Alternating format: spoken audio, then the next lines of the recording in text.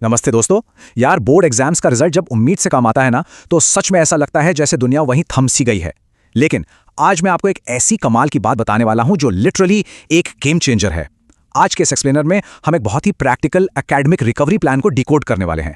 खास तौर पर हम बात करेंगे NIOS यानी national institute of open schooling के ट्रांसफर नियमों की। क्योंकि एक खराब रिजल्ट फुल स्टॉप नहीं होता, बल्कि एक नई और ज्यादा स्मार्ट स्ट्रैटेजी बनाने का मौका होता है। तो चलिए सीधे उस बड़े और पैनिक करने वाले सवाल पर आते हैं जो मार्कशीट देखते ही दिमाग में आता है। सोचिए, अगर किन्हीं दो सब्जेक्ट्स के आगे फेल लिखा हो तो क्या सब खत्म? बिल्कुल नहीं यार, घबराने की कोई जरूरत नहीं है। हमारे एजुकेशन सिस्टम में इसके लिए बहुत ही शानदार और क्लियर रास्ते मौजूद हैं जो इस सिचुएशन से बाहर निकाल सकते हैं। आज के हमारे इस डिस्कशन का रोड मैप बहुत ही सिंपल है। हम 4 मेन पॉइंट्स पर बात करेंगे। पहला, बोर्ड रिजल्ट को एनालाइज करना। दूसरा, सब्जेक्ट ट्रांसफर की असली लिमिट। तीसरा, स्टूडेंट्स के लिए मौजूद 3 अलग अलग रास्ते। और चौथा, अपने लिए एकदम सही एग्जाम टाइप चुनना। चलिए आगे बढ़ते हैं। तो शुरुआत करते हैं हमारे पहले सेक्शन से। किसी भी प्रॉब्लम को सॉल्व करने से पहले सिचुएशन को एनालाइज करना सबसे जरूरी है। इसे एक बहुत ही प्रैक्टिकल एग्जांपल से समझते हैं। मान लीजिए एक स्टूडेंट ने एग्जाम दिया, लेकिन अनलकीली फिजिक्स और केमिस्ट्री क्लियर नहीं कर पाया। थोड़ा बुरा लगता है, राइट? लेकिन इसका एक बहुत पॉजिटिव साइड भी है। उसी स्टूडेंट ने बायोलॉजी, इंग्लिश, हिंदी और मैथ्स में शानदार मार्क्स स्कोर किए। अब लोगों को लगता है कि 2 सब्जेक्ट्स में फेल मतलब पूरा साल बर्बाद। पर असल में इन पास हुए सब्जेक्ट्स का हम इतना स्मार्टली इस्तेमाल कर सकते हैं कि पूरा साल आसानी से बच जाएगा। अब जब हमें सिनेरियो समझ आ गया है तो NIOS के कुछ बहुत ही सख्त रूल्स को जानना जरूरी है।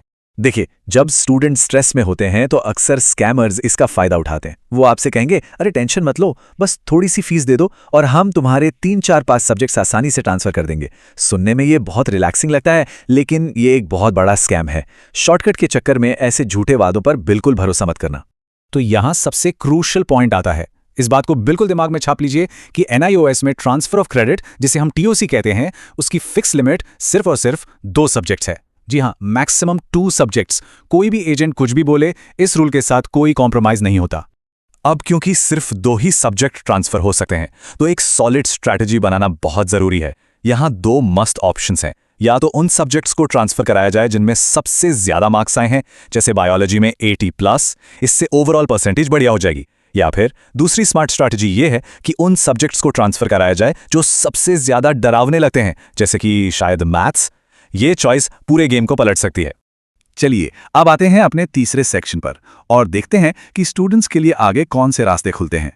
एक बार आपके 2 सब्जेक्ट्स ट्रांसफर हो गए तो NIOS सिस्टम की फ्लेक्सिबिलिटी का असली जादू दिखता है। यहां 3 बेहतरीन रास्ते हैं। पहला, आप अपने पुराने सब्जेक्ट्स के साथ ही कंटिन्यू कर सकते हैं। दूसरा, अगर कोई सब्जेक्ट बहुत परेशान कर रहा है तो उसे ड्रॉप करके कोई नया और आसान सब्जेक्ट चुन लीजिए। और तीसरा ऑप्शन तो मेरा फेवरेट है, आप चाहें तो अपनी पूरी स्ट्रीम ही बदल सकते हैं। साइंस से सीधा आर्ट्स या कॉमर्स में शिफ्ट हो जाइए। ये सच में एक फ्रेश स्टार्ट है। लेकिन दोस्त, यहां एक बहुत बड़ा कैच है। जिन 2 सब्जेक्ट्स को TOC के लिए चुन लिया जाता है ना, उन्हें बाद में किसी भी कीमत पर बदला नहीं जा सकता। बिल्कुल नहीं, भले ही बाद में स्ट्रीम ही क्यों ना बदल ली जाए। वो 2 सब्जेक्ट्स हमेशा के लिए लॉक हो जाते हैं। इसलिए ये फैसला एकदम सोच समझ कर करना चाहिए। फाइनली हम आ गए हैं अपने आखिरी सेक्शन पर, सही एग्जाम कैसे चुनें। यहां आपके सामने 2 बहुत ही इंटरेस्टिंग चॉइसेस हैं। एक तरफ है पब्लिक एग्जाम, जहां पूरे सिलेबस का सिर्फ 60% ही पढ़ना होता है और ये अप्रैल या अक्टूबर की एक फिक्स टाइमलाइन में होता है, तो तैयारी का अच्छा खासा टाइम मिल जाता है। दूसरी तरफ है ऑन डिमांड एग्जाम। ये उनके लिए बेस्ट है जिन्हें रिजल्ट जल्दी चाहिए। एग्जाम दो और सिर्फ 45 दिनों के अंदर रिजल्ट हाथ में। दोनों के अपने अलग फायदे हैं। तो अब सबसे बड़ा सवाल यही है कि इनमें से कौन सा एग्जाम टाइप खुद के लर्निंग स्टाइल के हिसाब से एकदम फिट बैठता है। एजेंट्स की बातों में आने से पहले शांति से सोचिए, क्या जल्दी रिजल्ट चाहिए या फिर कम सिलेबस के साथ आराम से एक मजबूत तैयारी करनी है? अपनी प्रायोरिटीज सेट कीजिए। मुझे उम्मीद है कि इस एक्सप्लेनेयर से चीजें क्लियर हुई होंगी और अब एक सही डिसीजन लिया जा सकेगा। All the best.